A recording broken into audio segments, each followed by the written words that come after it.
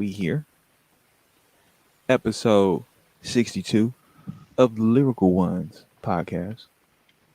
I am thankful, appreciative, and present, Cineo, joined with my fellow host, Alfluent. Alfluent, how you doing this evening? I'm doing well. I am beaten, battered, bruised, but not broken. Uh, it's just a crazy world that we in, and it's interesting that I grew up with a large family, and Bush League. Come on, man. Got the notifications going. Uh,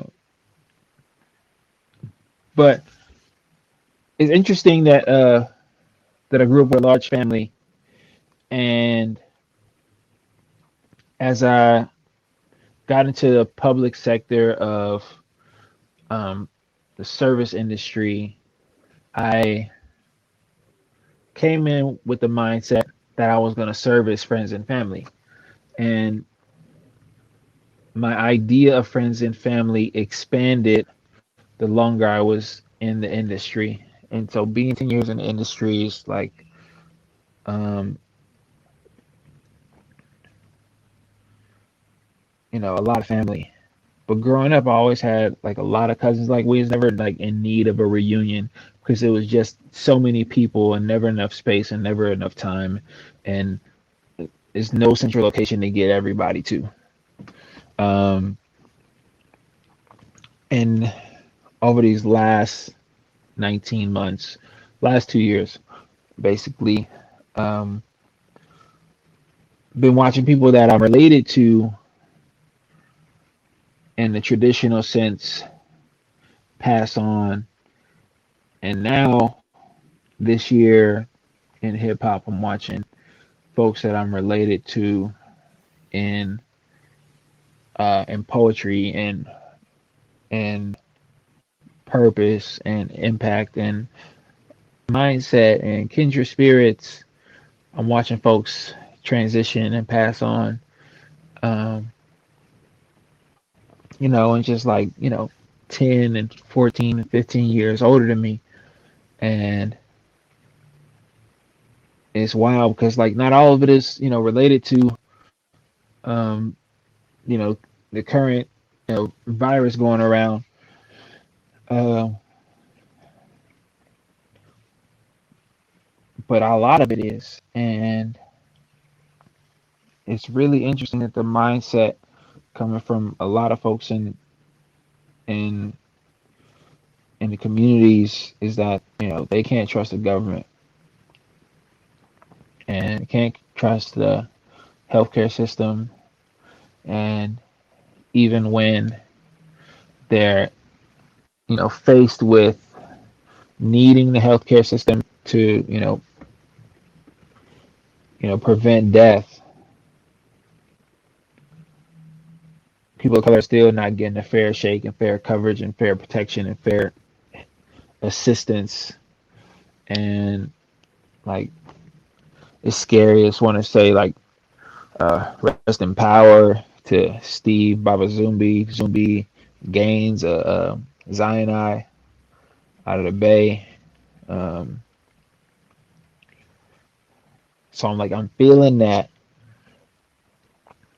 while like having the best day of my life. Like my mother showed up to one of my group sessions today. I'm elated to have her. It's been a long time since she has been able to join my class. It's outdoor class, and she went through the whole class, so that was great. Um, and like I'm really, in a great mood, but I'm aware of the hits I've taken.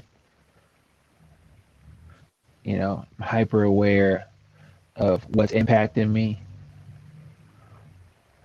but I'm great. You know, happy Wednesday. Happy August 18th to you, sir. How you navigating today?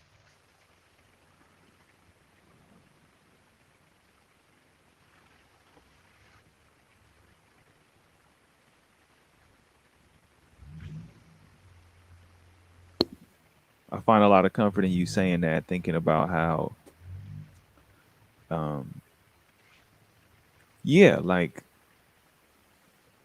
I had a very reflective conversation last night, thinking about the impact of not just the time period that we're in, but overall everything when it comes to family and friends. And it becomes challenging if you start to envision something for yourself and it doesn't align with the people around you. It can be difficult to navigate. It can be very challenging conversations to have. And when you speak about, you know, loved ones, friends, family, and, whether that's the genetic sense, right, by blood, or whether that's the spiritual sense or the lyrical sense, there is a there's these connections that are formed and these bonds that we make, and you don't understand sometimes to what degree they have on you until you no longer have it.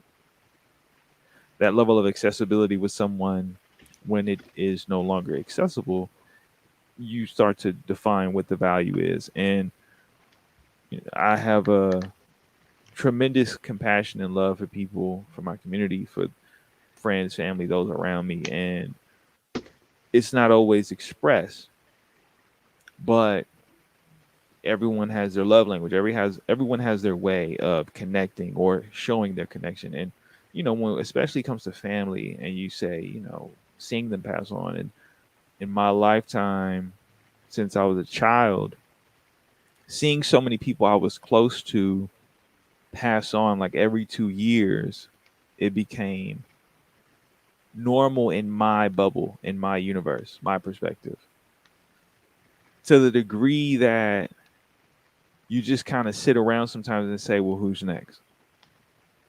You kind of get this perspective that you don't understand, in contrast to other people who may not have that same experience. And my mother would always tell me, right, you have a choice in how you receive, or you choose to accept it, right? It's, you can be sad or you can be happy. Different cultures experience death in different ways, and you have a choice on how you want to receive someone passing, or losing someone that you love, or someone that died. And so after a while, I started having a more morbid sense of humor, because Mm, I cried for so long and shed so many tears for people that I love, right? The right, your bottom lip just can't help but quiver. You hit that for so long, right?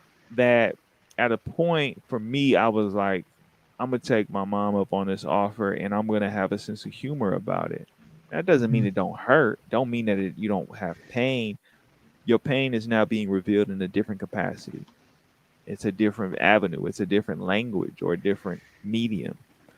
And it wasn't until my mother passed away that it was like put to its test in a whole nother fashion. I've lost a lot of mothers in my lifetime, those I grew up with, those that were close to me, those, cousins, aunties that, you know, their children are my kin. They're who I consider my siblings. So when it was my mom's turn, it was like that had been put to the test. But at the same time, seeing the world that I grew up in, health became a focal point. It became a grounding, a base, a foundation for me, because my family didn't see it the same way I did. Right. It got to the point where even those in my community, my friends, my jobs, they were like, "Oh yeah, he vegan," even though I'm not. Right. I could eat a whole steak in front of them, but in my practice, the way they see me is I'm vegan because I have an assortment of fruits and vegetables with me at all times. Right. I'm known for being the guy in the studio with a bag of different vegetables and fruits, and people are like, "This dude, right? This guy." And for me, it was survival. It was Yeah. identifying what I had went through, the trauma that I experienced, the pain that was brought, and losing people, and then saying, "I ain't gonna go that route. I ain't going that way." Right? I had a cousin go through surgery, open heart surgery, who had renal disease, heart disease, and his Facebook post as he recovered was, "I can't wait for my auntie's fried chicken." And I was like, "Not me. Nope. Ain't gonna get me." Right? I get it. Nope, not me.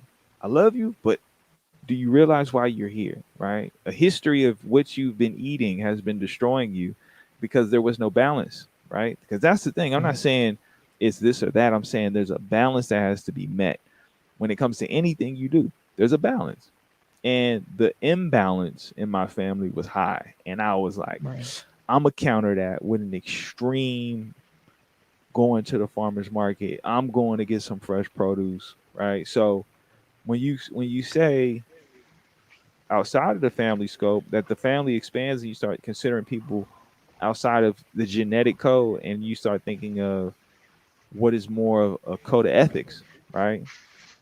It brings into a memory where I working in my nonprofit field.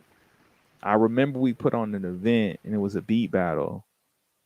And at the beat battle, one of the beat battles, we had a judge. We had some judges. And of the three judges, two of those judges was a group from the Bay Area called Zion. And when you work in nonprofit, you realize who's going to show up. You realize who's going to come for the kids, who's going to be there for the youth, who's going to show up for the people that have a need that isn't always met by society. So, and Zion came through. They came through and they supported, right? And that was like over, we talking about like over 10 years ago, maybe 12 years ago. So now fast forward and you going through your feed and everyone receives information differently. And so I see Baba Zumbi, a rapper, an artist, a producer, a father, a friend, a brother to many, an uncle to many, so much to so many. And to me, a positive influence, a source of inspiration has passed. And it takes me by surprise because you just it doesn't add up. For me personally, and my processing, it doesn't add up. You're right. Because that's like saying Stickman passed away. That's like saying Stickman from Dead Prez passed away. Right. That did not happen, folks, if you're listening, right?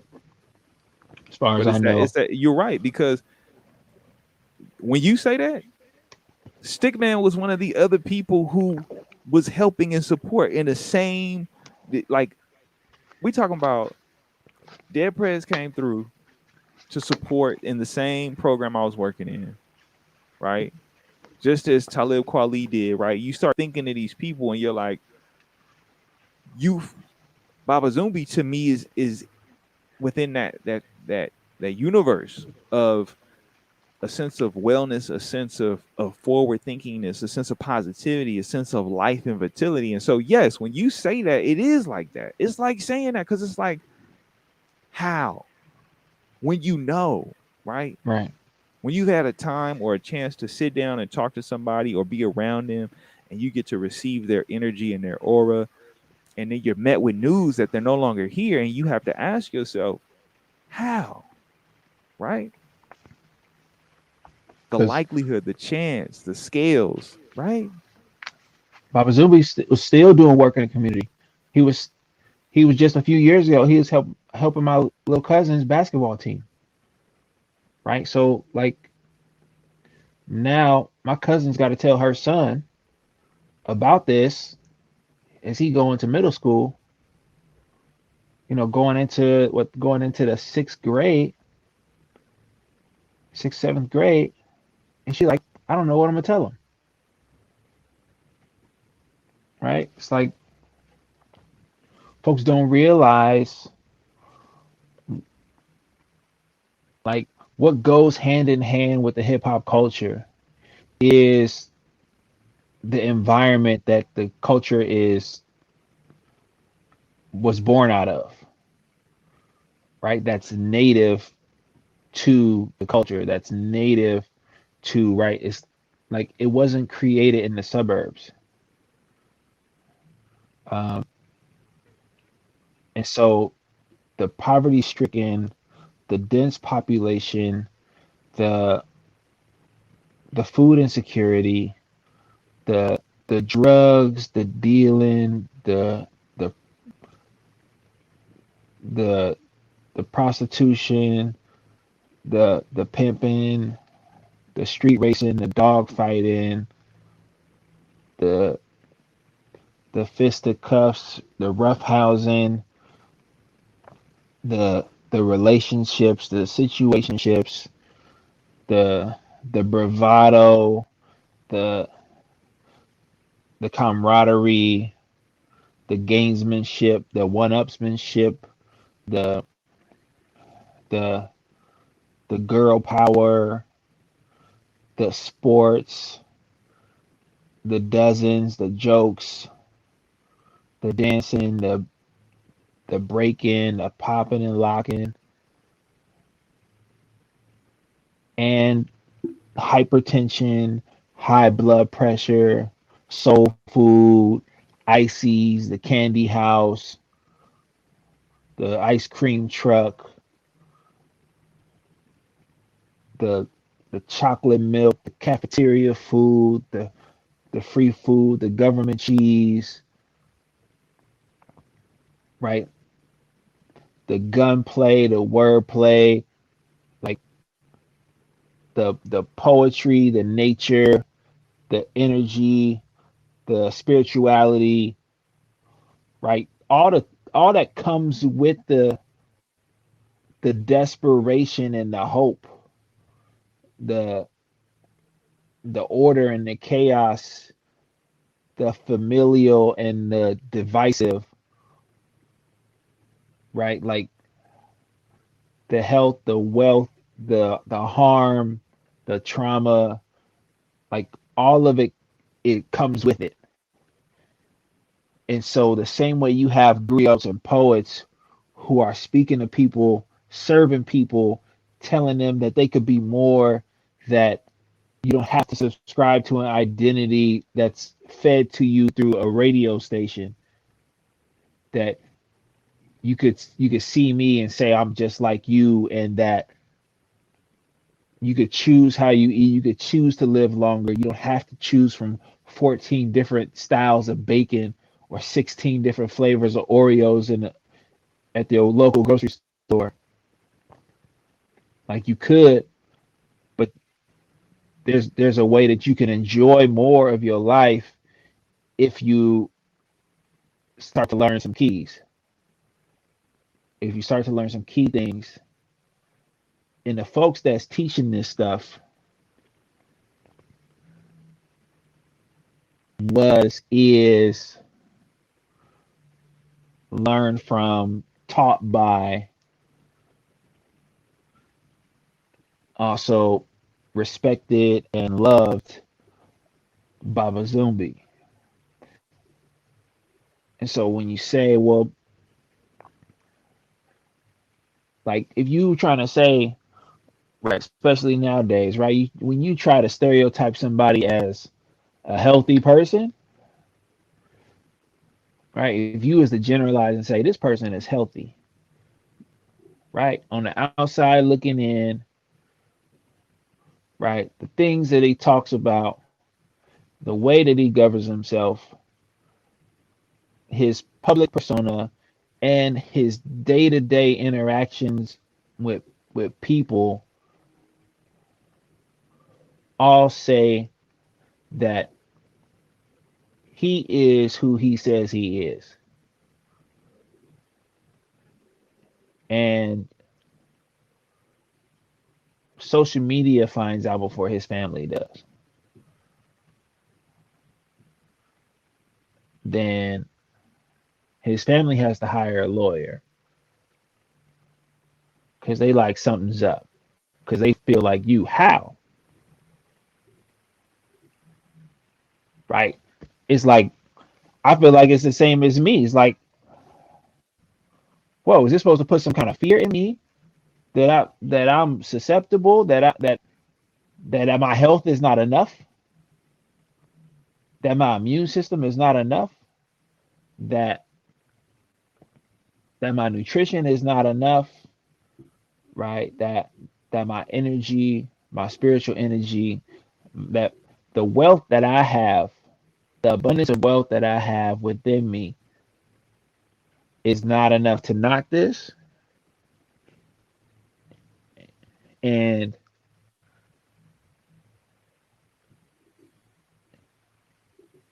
if they find out certain information about me, they gonna treat me a certain way, or they gonna choose to like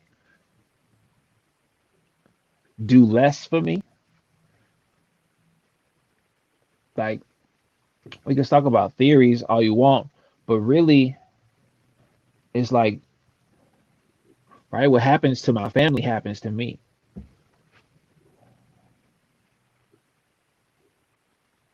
right? But I can't live with it. Like, I can't adopt the trauma, right? Like, I can't die too, right? Like, if my family's disrespected, I can't be victim too, because I'm not that. And there's things about what happens to my family, right, that I'm not in control of. So as much as it happens to me, right, I know I'm living my own life. And so my ancestors, right, even the ones younger than me, right, are there to teach me, right? And more than that, right there, to remind me of what I know, right? The truth behind my reality, right? The truth behind the shell game, right? The full card Monty, right? That's the healthcare system, that's the politics, right? It's the shell game. It's the I'm 3 years old, look up at the sun while I pull this quarter from behind your ear, right? They was like, oh, look at these hospitals while we pull this unemployment money out of our butts.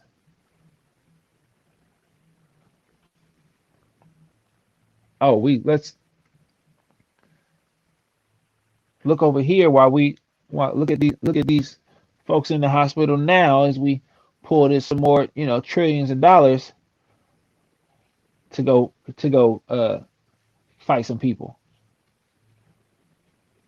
or save some people or free some people, or go buy some people basically.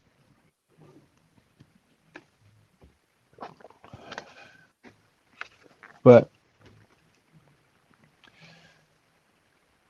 like we like you gotta question how, even if you don't get an answer, right? Because if you ask how,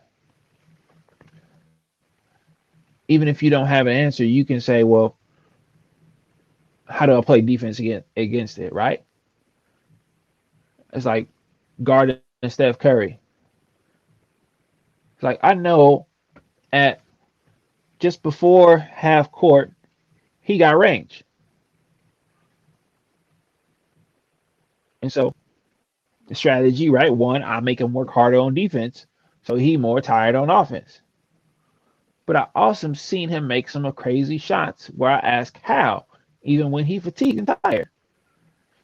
So the shots is not gonna stop being spectacular, right? So then I say, well, I gotta get the ball out of his hands. Well, if I get the ball out of his hands, then he go do even more running. Then I gotta chase him because I know that if he gets a sliver of space, he pulling the trigger and the trigger so fast that it's going in before I got my hand up because he ain't even watching it go in. But when I asked that, how did that go in? Well, I know he shot it. I know that much, right? So I say when I ask how, I say, well, I know this guy, this leader, right? This man, this local guru was at a hospital in Berkeley. I know that much. It's like, well, Steph can't shoot no threes if he inside the 3-point line, right? So we just make if we just drive him off the line, make him drive, right? He got to shoot twos. Like, yeah, they'll go in. But if we got him shooting more twos than threes, we all right. So just let him go. Let's chase him in there.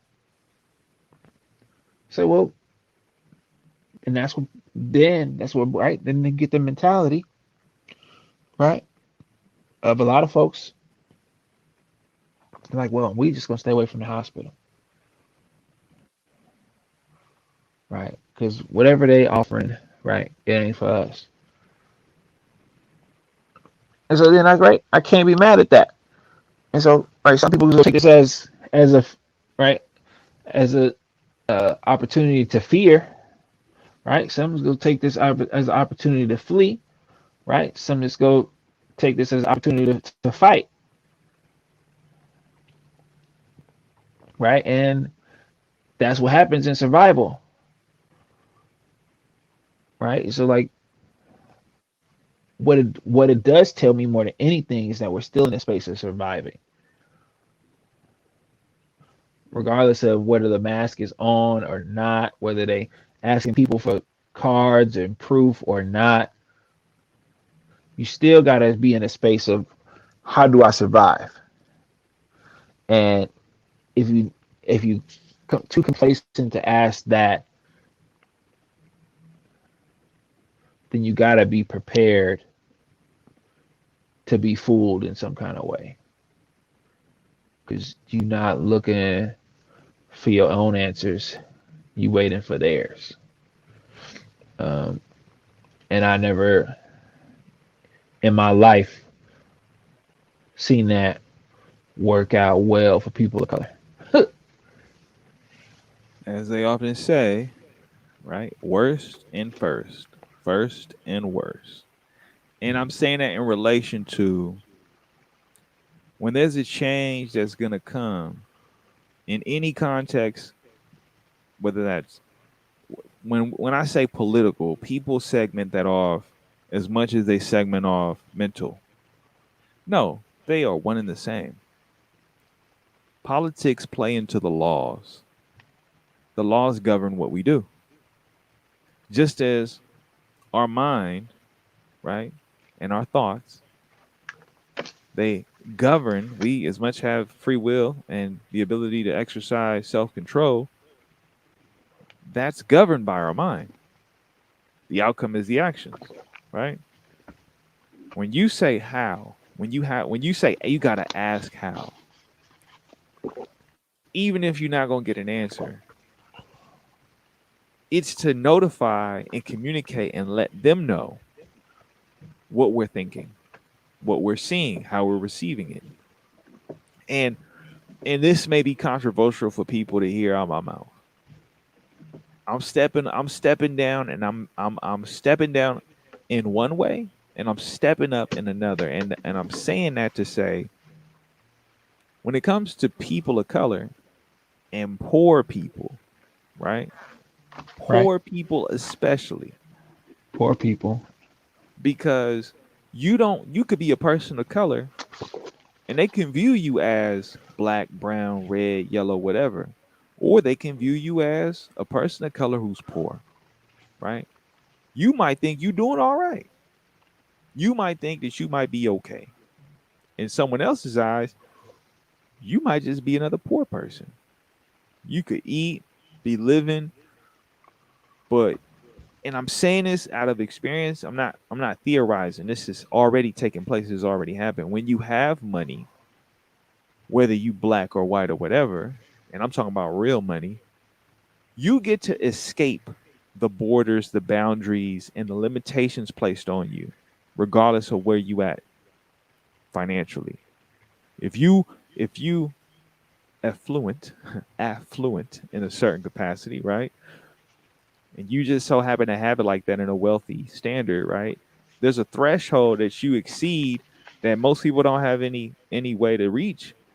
So your healthcare, your access, your relationship is different. And we've seen this play out when it comes to race because yes, it happens that a lot of wealthy people just so happen to be the majority of the people who live here in a racial context. But that does not mean that there is not people of color who are a minority who also have a lot of money who get to have those same privileges, those same benefits, right? Where they don't have to pay for certain things. They just got it like that because of the potential of them opening up their wallet. Now, I'm not saying any rapper or MC is poor. I'm saying as a class, being a rapper as a class, I don't know how many influential lobbies in politics there are where it's a bunch of rappers making laws. I Right. don't know how many of them are invested in these medical and military companies and are making buku billions of dollars. But if I go and I start to investigate and dig deeper and I start to see where's if I follow the money as they say, I can start to see that it ain't rappers, right? Right. There may be a little trickle, a little sprinkle of some color folks, but a lot of that wealth, a lot of that untouchable population is a very limited population, but they exist and they govern a lot of things and they make a lot of things happen. So when I'm looking at two things happening at once, I'm looking at this rapper who I appreciate, I'm inspired by, and he's no longer here, and I have to ask myself, how? How did this happen? Right?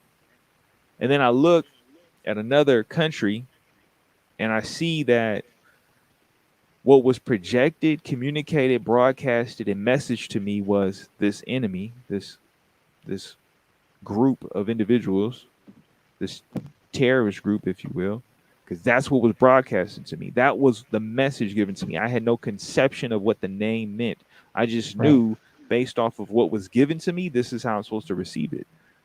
And now they're taking over a country that we had a heavy influence involvement, and we've we've been tethered to in some capacity in the surrounding area for what, half a century if not more. And here we Yeah. What? are 35 years. here we are now, right, where I'm witnessing this message that is people trying to escape, people are afraid, people are scared. I have people who I work with who are communicating to me their fears around what's going to happen to a place they call home. They've already had to leave in pursuit of a dream, and as much as they pursue it, right, there's still this other part of them that exists where they think about what's another home. You can have two homes. You can have two Right. places your heart belongs. You can create a life here and still romanticize and think about what was over there. It happens. It's okay. There's no shame in that.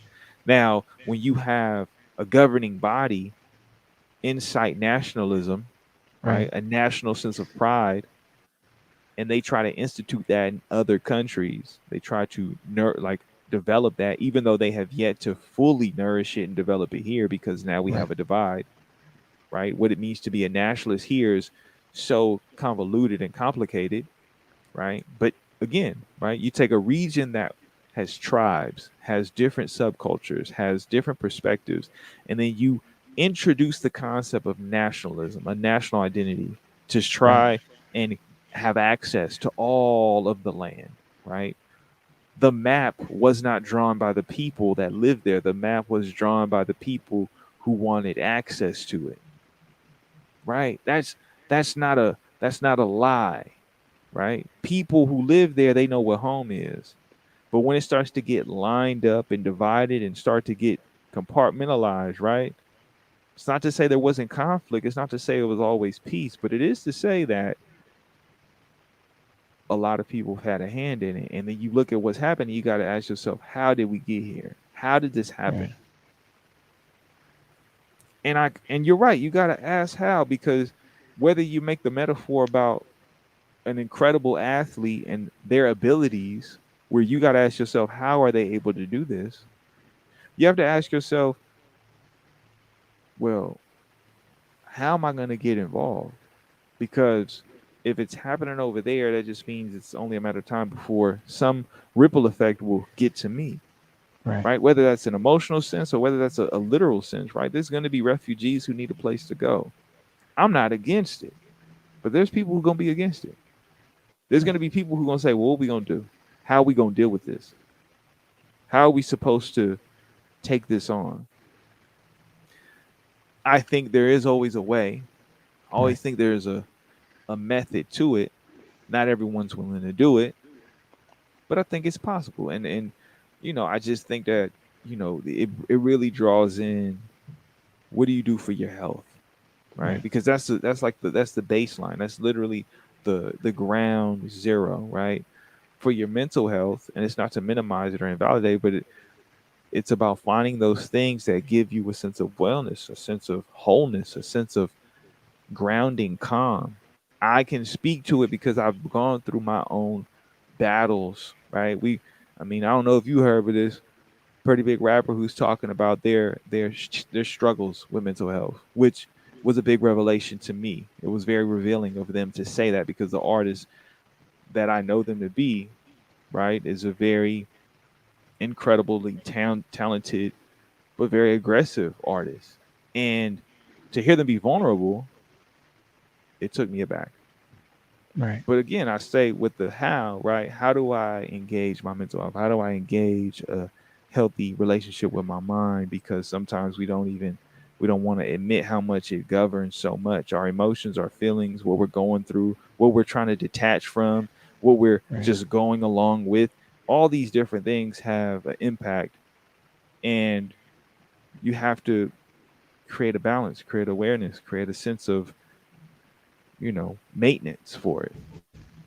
And so, I say that because, yeah, counseling is important. Speaking to others is important. Saying and asking how is important. But also knowing to withdraw, knowing when the fight, or knowing when the fight needs to change, your method in the fight needs to change, right? Not Right. not every fight needs to have the same style. Sometimes the style needs to be, you know what, this is a marathon. This is a game of attrition. This is strategic, right? This isn't just me getting to the punch. Sometimes it's about me being defensive to retreat, right? Not in cowardice, but to think about, how do I approach this so I can ensure a victory, not become lost in my ego, which is a part of the mind, to then say I have the ability to do so, because not all battles can be won, especially if you don't prepare, right? Right. And so I think about all that in mental health context, but also think about how my mental health connects to my physical health. Because for me to enhance a meditative state, right, is also for me to engage my body, what I am able to do with it, right? How that looks, how that's accomplished.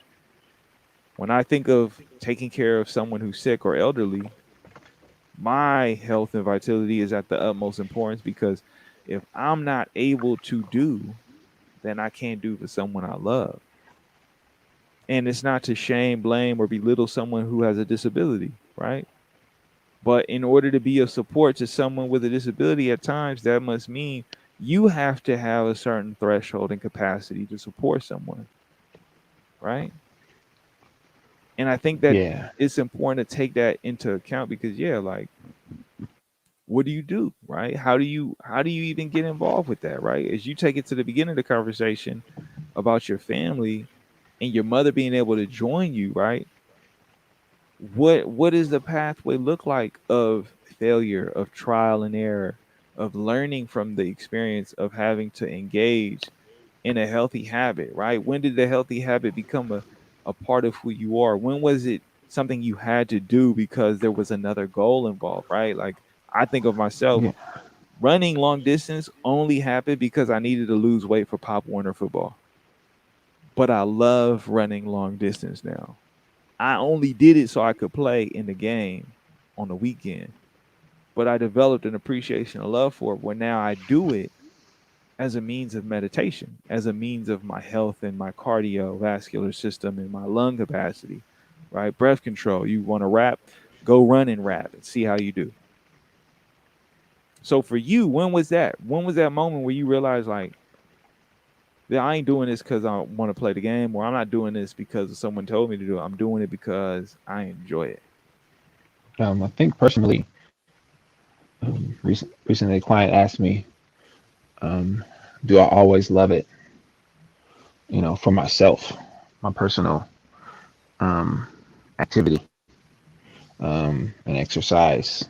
Do I always love it? And I got the cliche yes, right? There's also a cliche no, right? Um,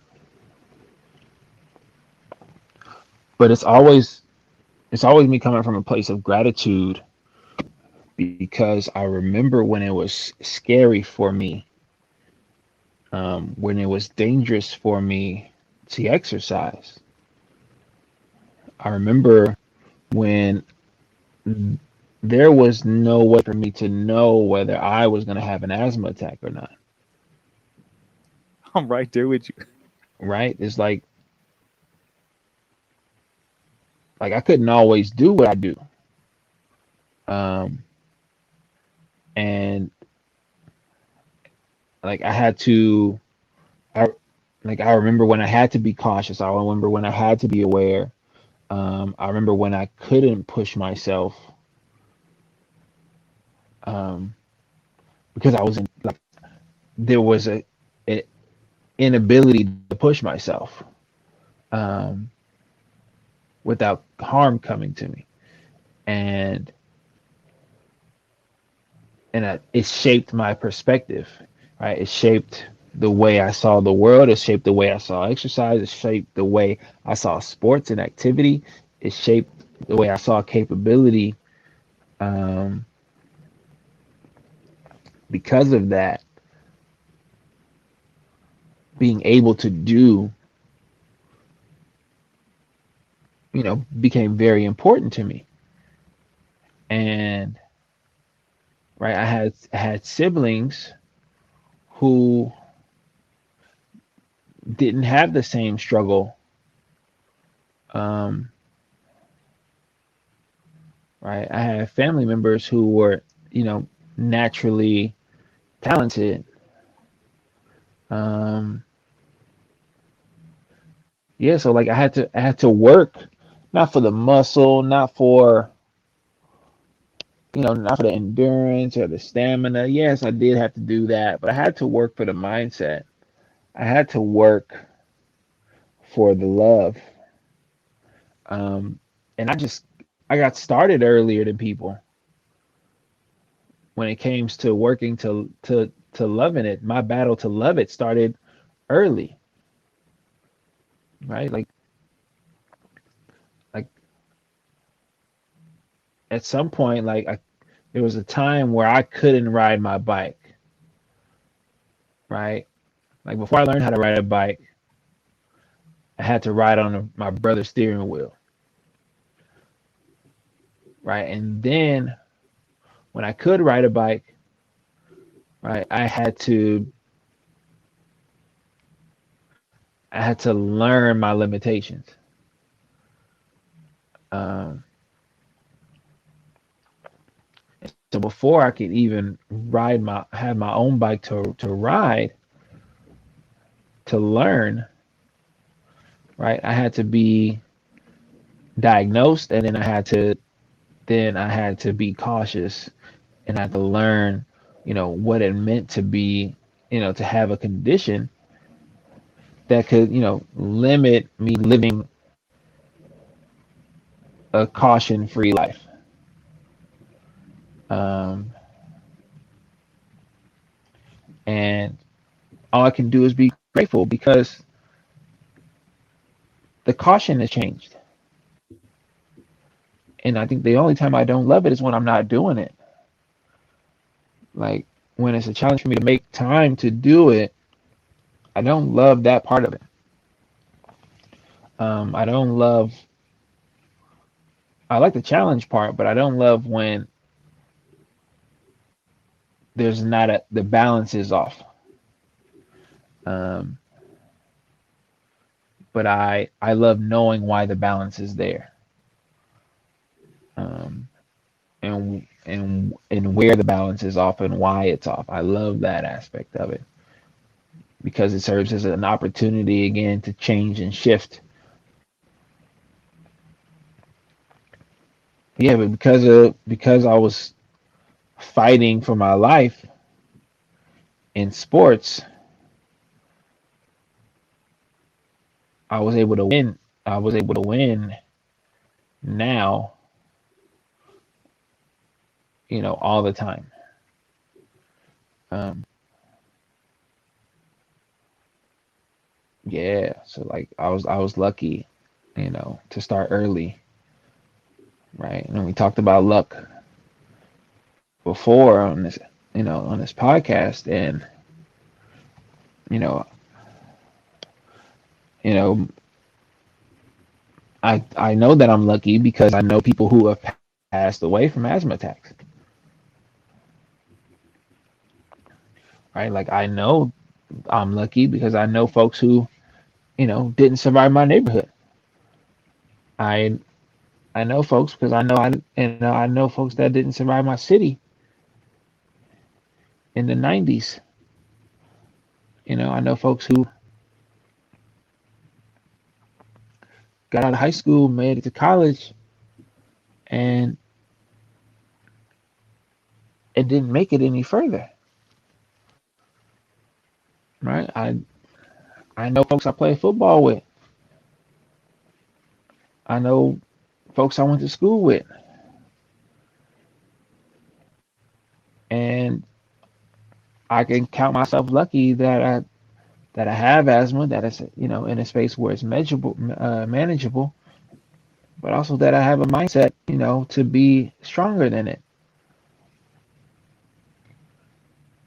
and so yeah, it started early, but it's like you said, it's like I gotta, I had to do it first so I could do it, help other people do it. Um, like there's no other way that I could operate without not being able to give it back, giving people an opportunity to experience the freedom that comes with being able to move your body in a way you didn't know you could or think you could, at a frequency, at a speed, at an at an at a quickness, um, that you didn't expect that you could get. I love that. I'm grateful for it every time.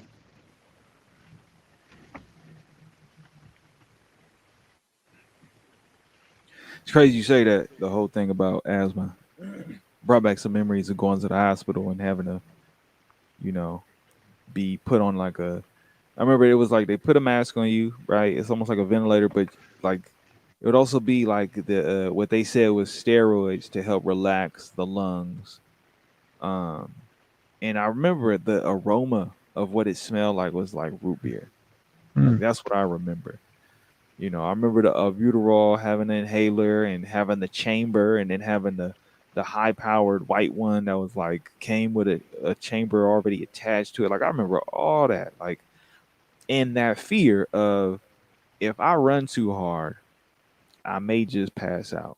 I may just fall down. I may just have to stop. I may get scared. I may have anxiety on top of an asthma attack out of the fear of not being able to breathe. And what most resonates with me is what you said. I have to go beyond that. I have to push beyond that. I have to be bigger than that because that's how I felt. Having seen, yeah, like my sister and my cousins and everybody like have their struggles and issues with asthma as well, to go through the trials and tribulations and what we had to do and navigate to manage it. To now, I can push myself to new limits and new boundaries. With that in thought in my mind of knowing what I had to overcome and what's still there, because it doesn't just leave, but it is a thing that I do gain a level of appreciation. I gain a level of thankfulness, um, because I'm able to do more than I've ever been able to do before.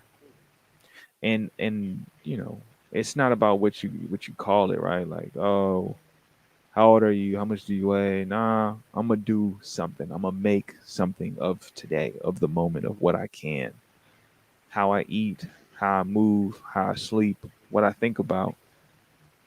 I have to challenge myself and work on those things and understand the repetitive nature of it because, as you said, right, that the typical yes and the typical no of when did you love it, right? And there's days when I don't love it. There's days when I rather not do it, but I know I need to do it.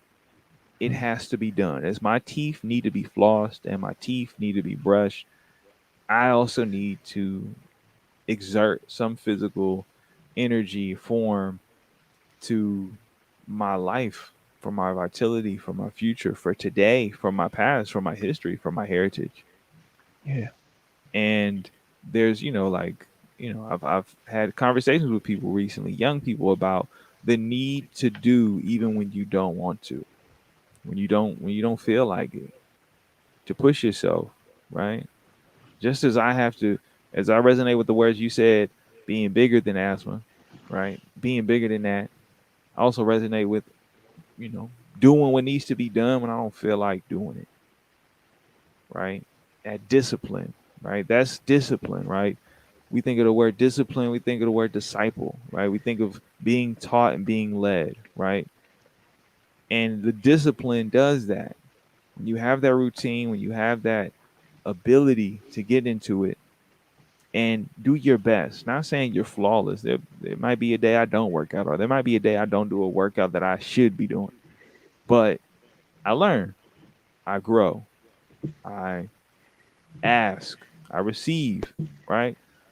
And it's a thing where, yeah, like, especially when you want to know how, if you do and you are doing all you can, the how starts to become starts to become a little bit different, right?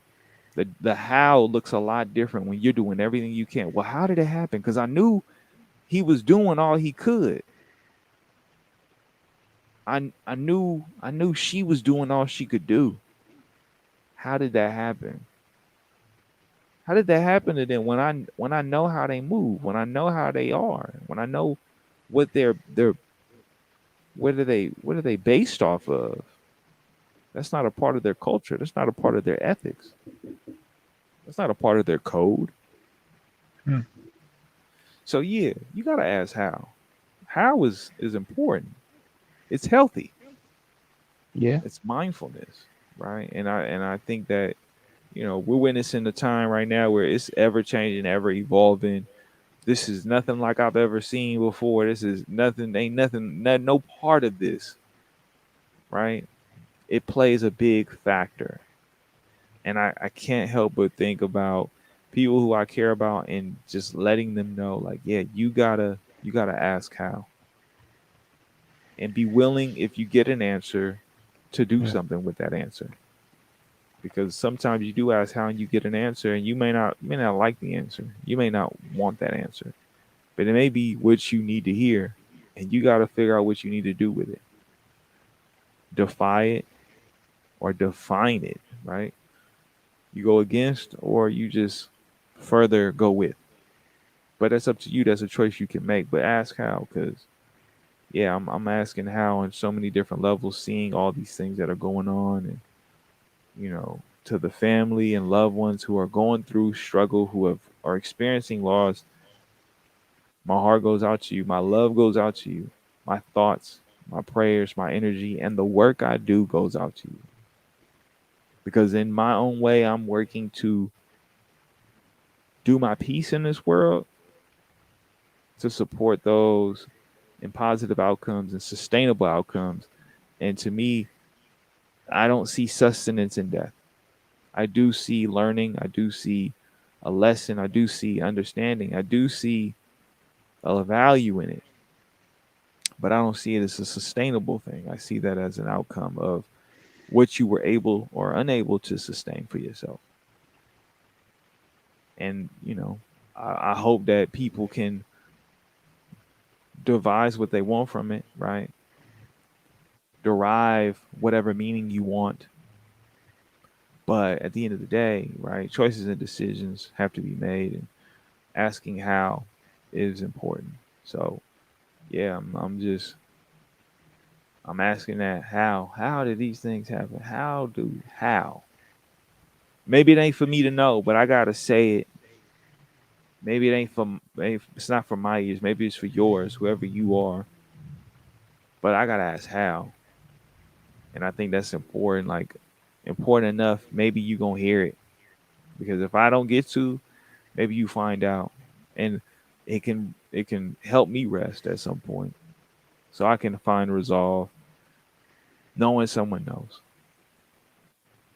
I mean, I'll fluent any words, final words for the people out there. Any thoughts?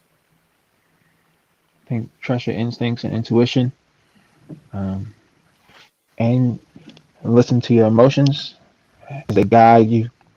Um, Continue to feel for what people are going through. It's not all happiness. It's not all good feelings. Um, but it's a reason we feel them so that we could be again like so we can be community, and we see in folks are in who are desperate to leave home, um, to the point um, of what some people would say, you know, endangering your life, right? To It's like to survive. And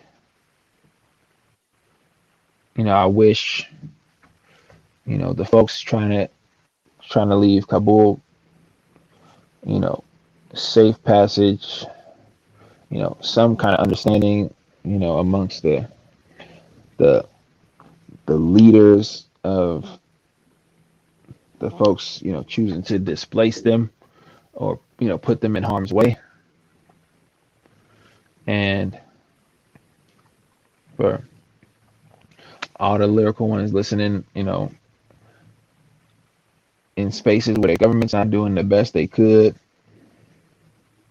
for their people. I pray that professionally you remember that you are a business, and your your personality is your brand. The way that you navigate in the world is your brand, and you can choose to monetize that however you want. When it comes to spiritually,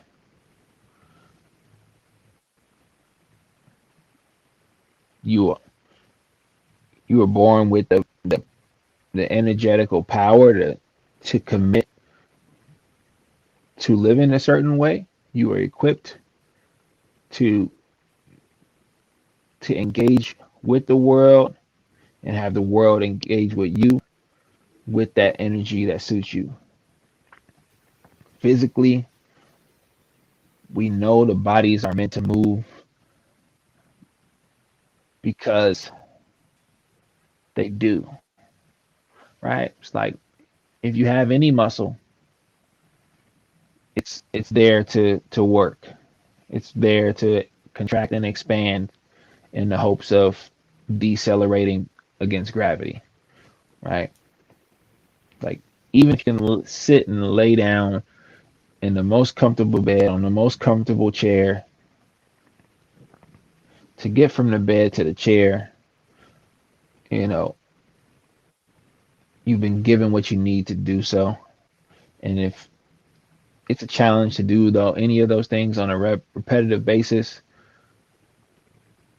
keep doing them because your body will learn and acclimate. And it's never too late to start. I had a 76-year-old person take my class for the second time and a 71-year-old take my class for the first time today. Um, and I think I had somebody who's 17 or 18 in the class today. And everybody had to work for it. And everybody had their own pace. And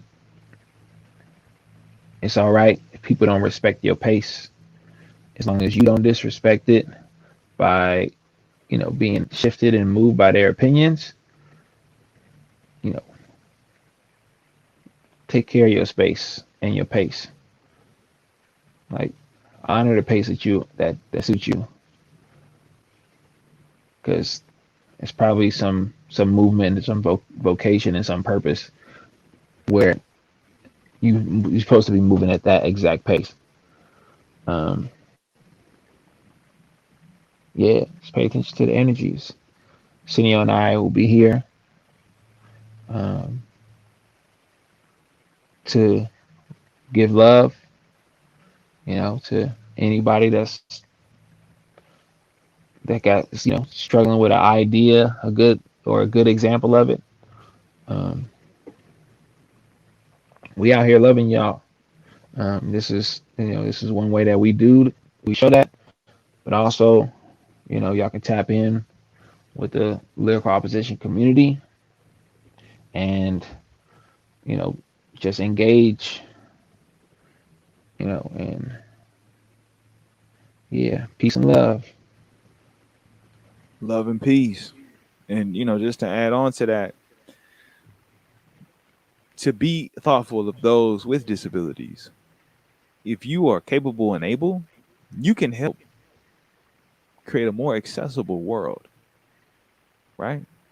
You can give way for people who don't have the same abilities that you have by being able to manufacture, make, create, design, to use your abilities that you have, you've been bestowed with, to help someone who does not have those same abilities. That's right. So, it is true. This is episode 62 of the Lyrical Ones. This has definitely been a blessing. And, as we often do at this particular time, do,